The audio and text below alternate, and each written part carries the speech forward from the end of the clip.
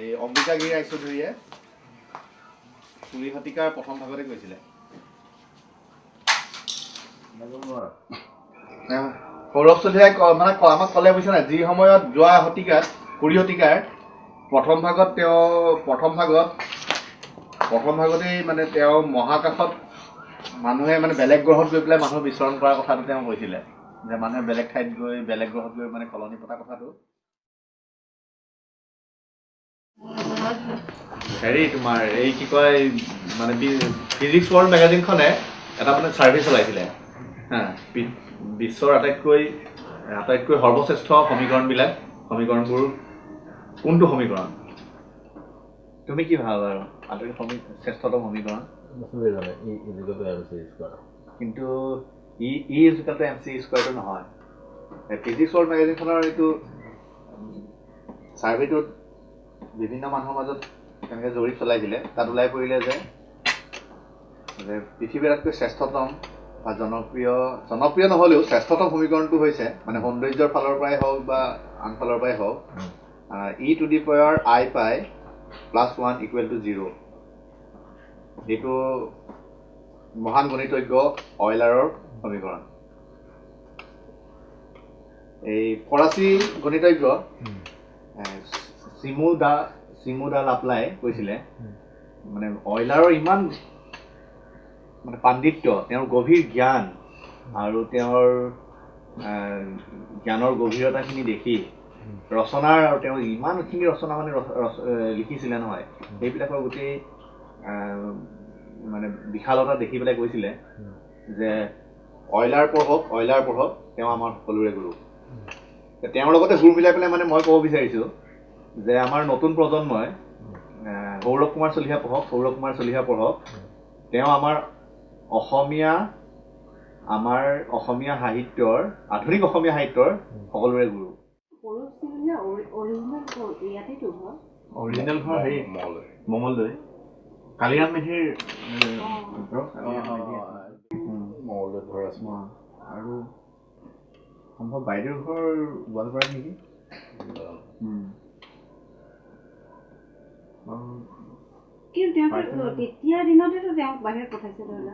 তেওঁ বাহিৰত গোটেই ধৰা জাৰ্মানী, ইংলেণ্ডত আৰু লণ্ডনত পঢ়িছিলানে? লণ্ডনৰ জাৰ্মানীত মানে পঢ়ি অহাৰ কাৰণে তেওঁৰ মনটো ইমান মানে আধুনিক হ'ল আৰু তেওঁ মানে প্ৰকৃতি বিশ্বাস নকৰো মনটো আধুনিক হোৱাটো কোনো অকল পৰিৱেশৰ কথা নহয়। মানুহ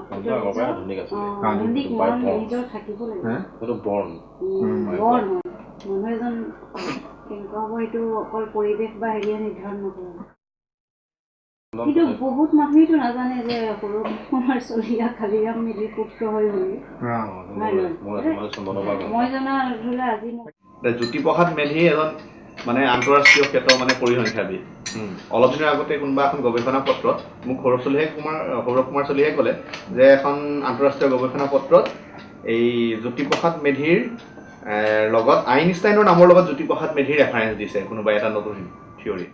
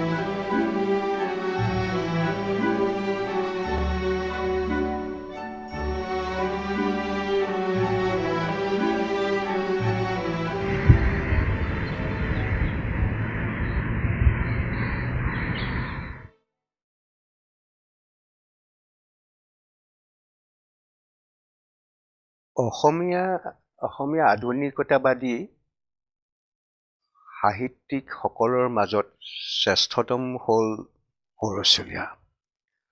মই কেৱল সৌৰভ চলিহাৰ গল্পবোৰৰ কথা মনত ৰাখি কথাষাৰ কোৱা নাই। মই অসমীয়া আধুনিকতাবাদী উপন্যাস, গল্প, কবিতা, নাটক গোটেইখিনি সামৰি এই কথাষাৰ কৈছোঁ।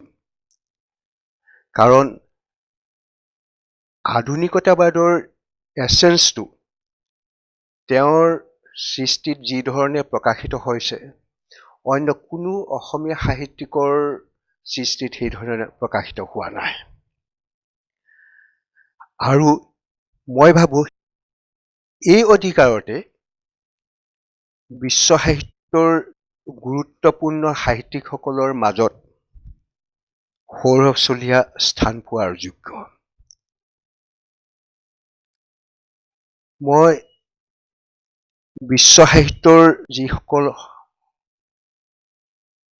সাম্প্ৰতিক কালৰ গুৰুত্বপূৰ্ণ সাহিত্যিক আছে, ঔপন্যাসিকে বা গল্পকাৰ আছে, ফকনাৰে ক'ব পাৰোঁ, মাৰ্কেছৰ কথা ক'ব পাৰোঁ, ফুৱেণ্টেছৰ কথা ক'ব পাৰোঁ, য়ছাৰ কথা ক'ব পাৰোঁ।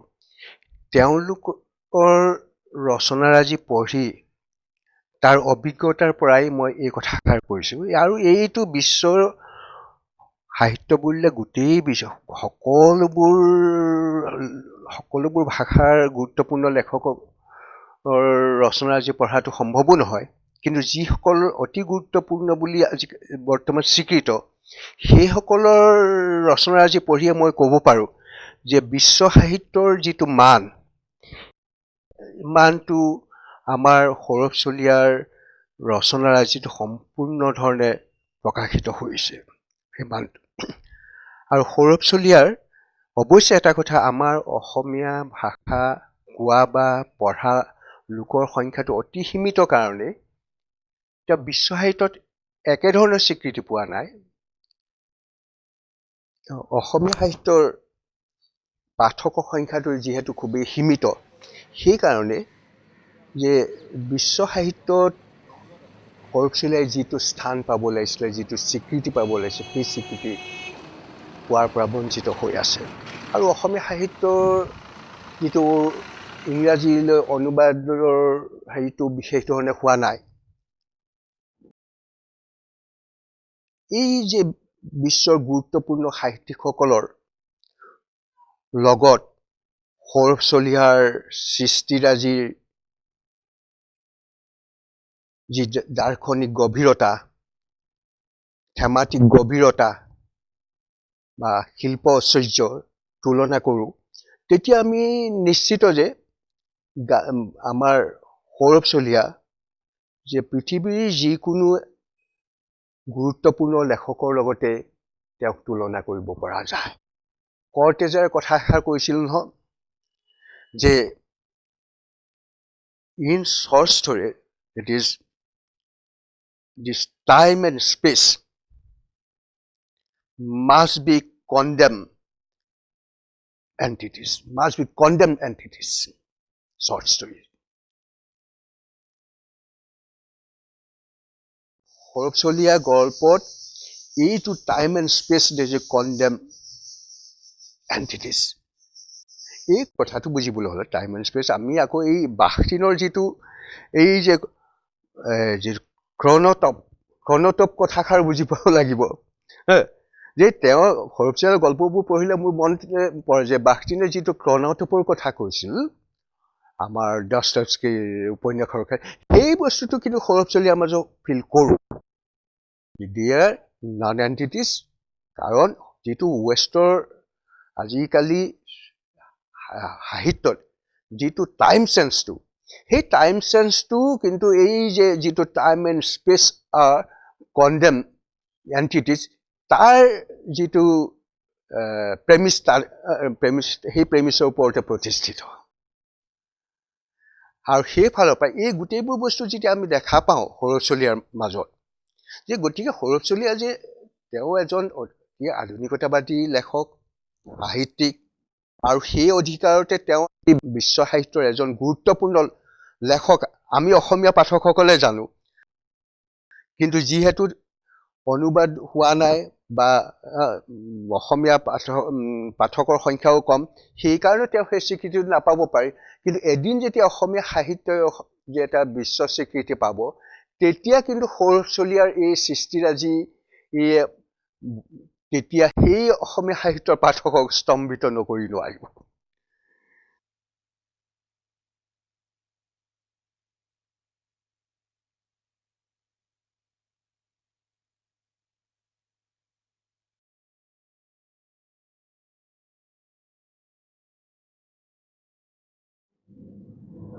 বন্ধু কথা বৰ্তা পাতে, ঘনিষ্ঠ বন্ধু দুয়ো। এয়া হ'ল খ। এদিন খ এইটো পথেদি আহি আছে। এইখিনিতে তেওঁলোকে কয় আৰু গয়ে চাৰিআলিটোত আড্ডা দিয়ে। খক দেখি পেলাই ক আৰু খৰ প্ৰেমত পৰিলে। তেতিয়াৰ পৰা আগতে কয়ে গড় ঘৰলৈ এইফালেদি আহিছিলে, এইটো পথেদি। যেতিয়াৰ পৰা খৰ দেখি ঘৰৰ প্ৰেমত পৰিলে, তেতিয়াৰ পৰা তাৰ মতটো হ'লে শেষ এইফালেদি আহিব লাগে। আনহাতে গয়েও খৰ প্ৰেমত পৰিলে। গয়ো আগতে এইফালেদি পোনপটীয়াকৈ কৰ ঘৰলৈ গৈছিলে, কিন্তু গয়ো তেতিয়াৰ পৰা এনেদৰে যাব লাগে। এইটো পঠাই দিয়া হ'ব। খ গড় এখাডাল যদি ঘৰ বিন্দুলৈ পঠাই দিওঁ, এইটো হ'ল ঘৰ বিন্দু। ইয়াতে তেওঁলোকৰ কলেজখন।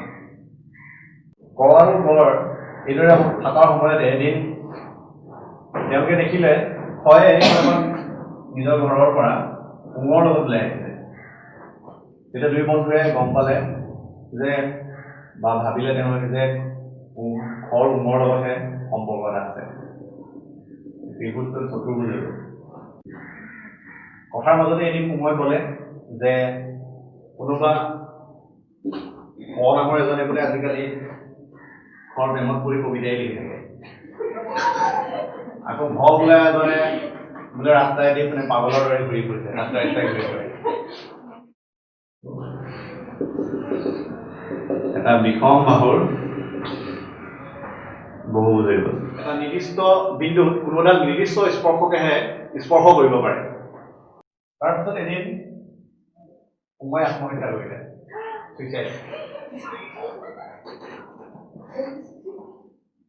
কৰ গৈ পিছত গম পালে সময় পৰীক্ষাত ফেল কৰি আছিলে, মানে আত্মহত্যা কৰা নাই। মনে মনে যদিও এওঁত দুটাক পঢ়িবৰ বাবে বা বিভিন্ন ভাল ভাল পৰামৰ্শ দি থাকি পেলাই খৰ পৰা সম্পৰ্ক ৰখাৰ পৰা বিৰত থাকিবলৈ পৰামৰ্শ দিছিলে, মানে মনে মনে খক ভাল পাই আছিলে। দিনবোৰ এনেকৈ গ'ল। খ আৰু কৰ মাজত বিয়া হোৱাৰ পিছত কয়ো এদিন গণেশক বিয়া পাতিলে আৰু গয়েও গণেশক বিয়া পাতিলে। ঘৈণীয়েকগৰাকী এগৰাকী লিমথিন, এগৰাকী ক্ষীণাংগী, ক্ষীণমিন তেনে, আৰু গড় ঘৈণীয়েকজনী খুব শকত। তেওঁলোকে এদিন দুয়ো মাখি মাখি হ'লগে। কয়ে জানে যে ত্ৰিভুজৰ দুটা বাহুৰ সমষ্টি, যিকোনো দুটা বাহুৰ সমষ্টি তৃতীয় বাহুডালতকৈ সদায় ডাঙৰ। যিকোনো দুটা বাহুৰ সমষ্টি তৃতীয় বাহুডালতকৈ সদায় ডাঙৰ হয়। এই সকলোখিনি ইউক্লিডীয় জ্যামিতিতহে সম্ভৱ হয়। মানে ইউক্লিডীয় জ্যামিতিত আমি পাইছো, যিখিনি দেখুৱাই আছো আমি ইউক্লিডীয় জ্যামিতিত। নিউটনে তেওঁৰ সূত্ৰবিলাক আগবঢ়াইছিলে, যেতিয়া আগবঢ়াইছিলে সেইখিনি ইউক্লিডীয় জ্যামিতিৰ ভিত্তিতে আগবঢ়াইছিলে। তাৰপিছত আইনষ্টাইন আহিলে, আইনষ্টাইনে বক্ৰ জ্যামিতিৰ কথা ক'লে। বিজ্ঞানত মানে আমাৰ সূত্ৰবিলাক হয়তো সময়ে সময়ে সলনি হ'ব পাৰে, কিন্তু আমাৰ যিবিলাক আৱেগ অনুভূতি সেইবোৰ সদায় একে থাকে।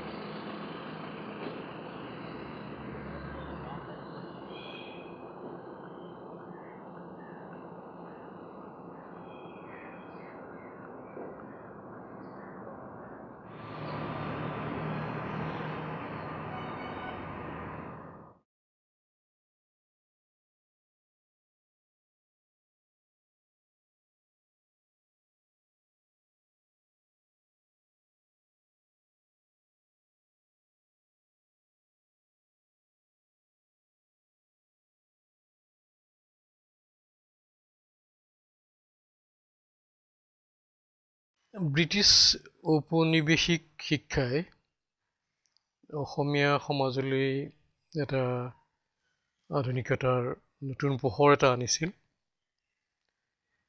আৰু সেই আধুনিকতাৰ পোহৰতে অসমীয়া সেই সময়ৰ সাহিত্যিকসকলে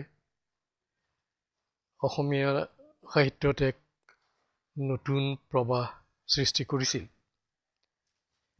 কিন্তু তাৰ পিছত যেনে কিছুমান ঘটনা ঘটিল দ্বিতীয় বিশ্বযুদ্ধৰ জকাৰণি বা বিজ্ঞানৰ অগ্ৰগতি তাৰ উপৰি ভাৰতীয় স্বাধীনতা সংগ্ৰামৰ ফলত হোৱা জনজাগৰণ এই গোটেইবোৰ ঘটনাই অসমীয়া মানসিকতালৈ এক আধুনিকতাৰ প্ৰবাহ লৈ আহিছিল